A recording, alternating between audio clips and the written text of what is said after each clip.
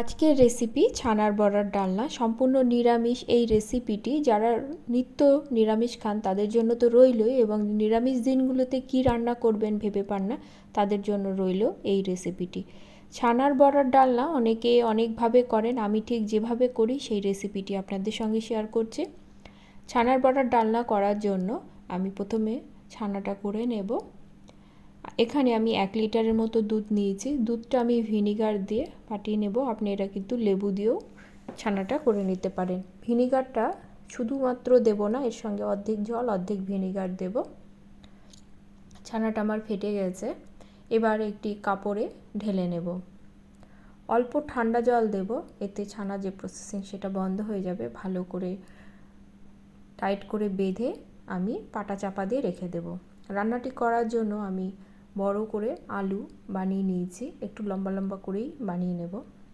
রান্নাটি যেহেতু আমি বাটা মশলায় করব, তাই আমি মশলাগুলো বেটে নেব। আপনারা চাইলে গুঁড়ো ব্যবহার করতে পারেন। মশলার মধ্যে নিয়েছি আমি জিরে, আদা বাটা আর গরম মশলা বাটা।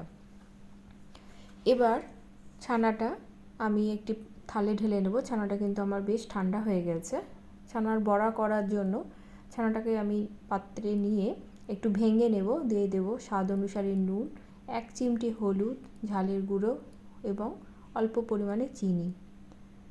অল্প ঘিও যোগ করব এবং ছোট চামচের হাফ চামচের মতো ময়দা যোগ করব। ময়দাটা শুধুমাত্র বাইন্ডিংয়ের জন্য, যতটা কম সম্ভব ময়দা ব্যবহার করবেন, এতে ছানার যে বড়াটা সেটা কিন্তু সফট হবে।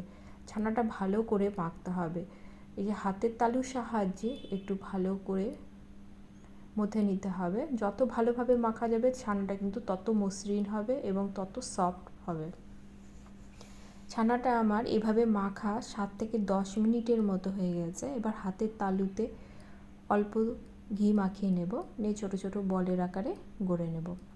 আপনারা আপনাদের সাইজ অনুসারে গড়ে নেবেন। আমি খুব একটা বড় বা খুব একটা ছোট কিন্তু করব না।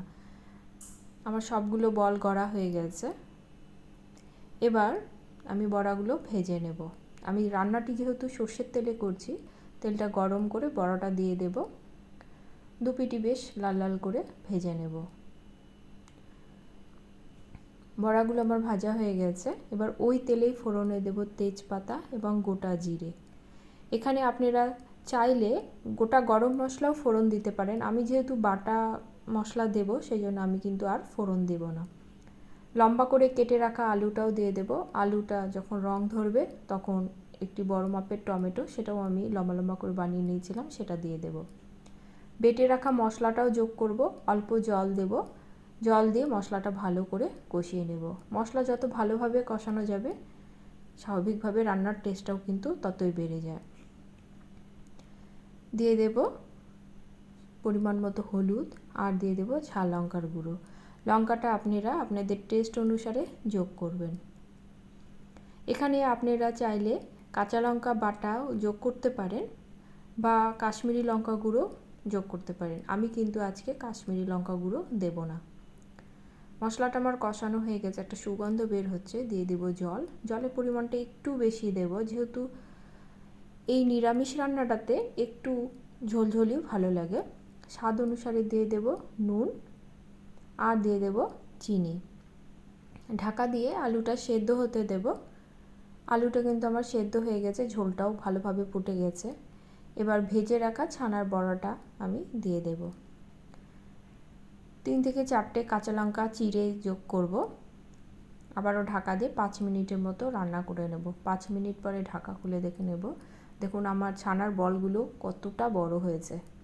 ছানা ভালোভাবে মাখা হলে বলটা কিন্তু খুব সফট হয়, আর যখন রান্না করবেন দেখবেন কতটা বড় হয়।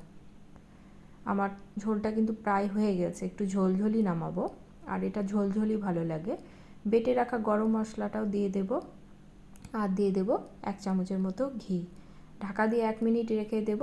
ঢাকা খুলে আমি পাত্রে ঢেলে নেব। রান্নাটি আমার হয়ে গেছে। এবার পরিবেশনের পালা। দেখুন কতটা সুন্দর কালার এসেছে, আর খেতেও কিন্তু দুর্দান্ত হয়।